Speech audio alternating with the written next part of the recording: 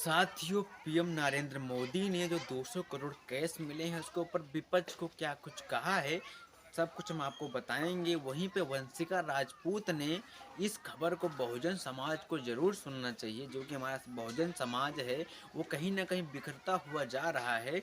और ये वंशिका राजपूत ने क्या कुछ कहा है मायावती जी को लेकर, ये हमारे बहुजन समाज को सुनना चाहिए।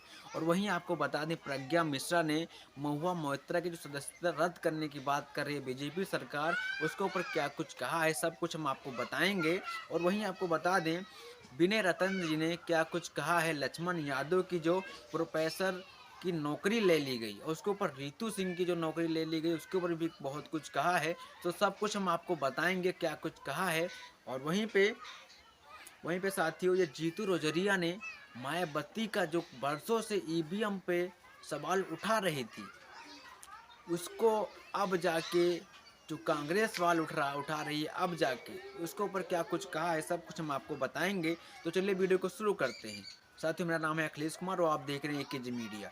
साथियों, आपको बता दें, सबसे पहले आपको बता दें, प्रज्ञा मिश्रा ने कहा महुआ मोइत्रा की सदस्यता रद्द करने के लिए जांच वांच सब बिजली की रफ्तार से कर ली गई है। और लोकतंत्र के मंदिर में भारी सभा में चुने हुए सांसद को गाली देने वाले रमेश बिदोड़ी पर वही सिस्टम, स्पीकर, वही सरकार सन्नाटे में है। इतिहास इस पक्षपाती और दामा दामनकारी और अहंकारी को रवैयों को याद रखेगा। तो ये लिखा प्रज्ञा मिश्रा ने, जो कि यूएस, आपको पता होगा यूएस यूट्यूब चैनल से हैं ये। साथ ही आपको बता दें, इन्होंने सीधा सीधा रमेश बिदोड़ी ने जो गाली दी थी दानिश अली को, उसको आड़े हाथ लेते हुए बीजेपी सरकार को क्या कुछ कहा है। कहीं ना कहीं सही ही कहा है प्रज्ञा मिश्रा ने।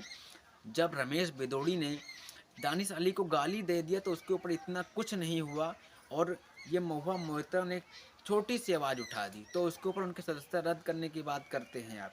वहीं आपको बता दें, पीएम नरेंद्र मोदी ने लिखा, झारखंड से कांग्रेस के राज्यसभा सांसद धीरज साहू के 10 ठिकानों पर रेड, 200 करोड़ कैश मिले हैं, 200 करोड़ कैश मिले, गिनती जारी।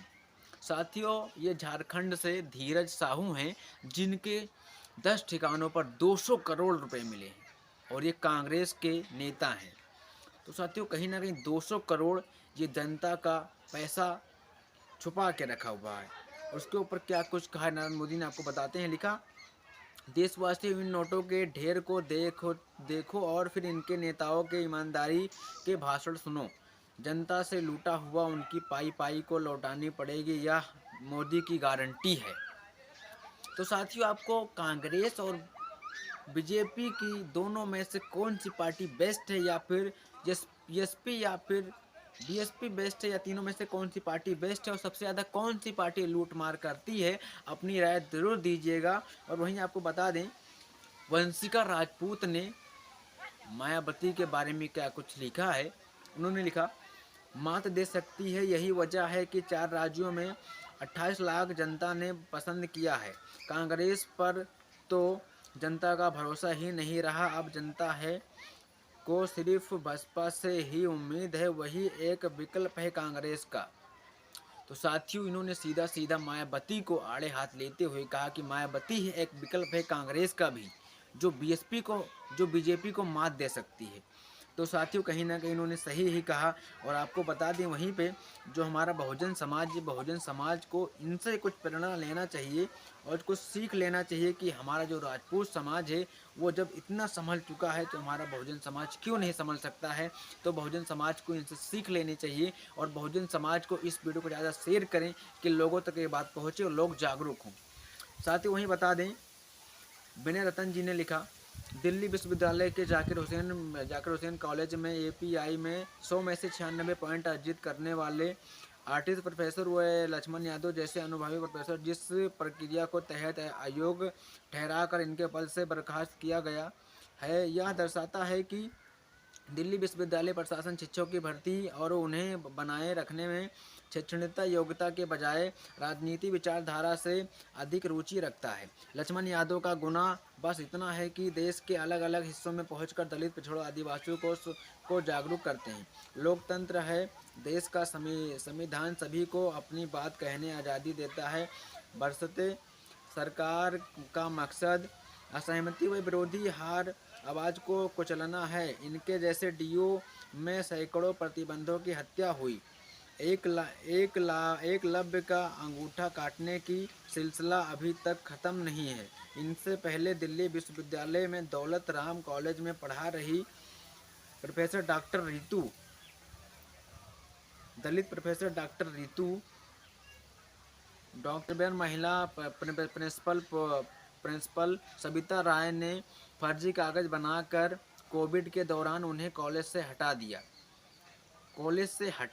यह साफ दर्शाता है कि एक निरंकुश तानाशाही मनोवृत्ति के सरकार अपने विरोधी में उठा रही है।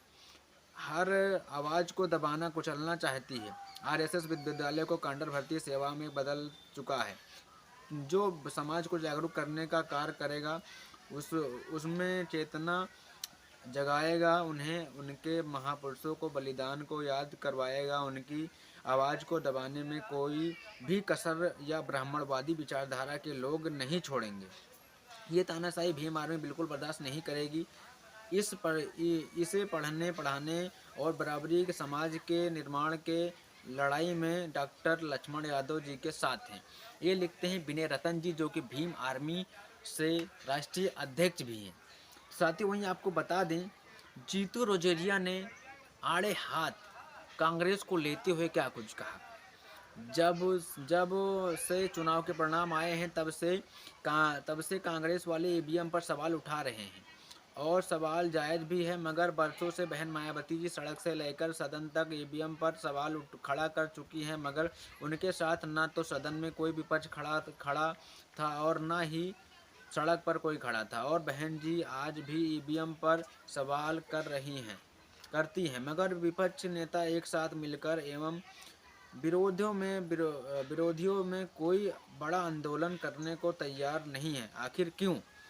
तो जीतू रोजेरिया ने कहीं ना कहीं सही लिखते हैं। अगर विपक्ष एकजुट हो जाएंगे तो ईवीएम को भी मात दे सकते हैं। तो साथियों, जीतू रोजेरिया ने जो लिखा है कहीं ना कहीं सही ही लिखा है। और विपक्ष को हमारी तो यही सलाह है कि विपक्ष को एक साथ होकर ईवीएम के ऊपर सवाल उठाना चाहिए और कहीं ना कहीं ईवीएम से वोटिंग बंद करवा के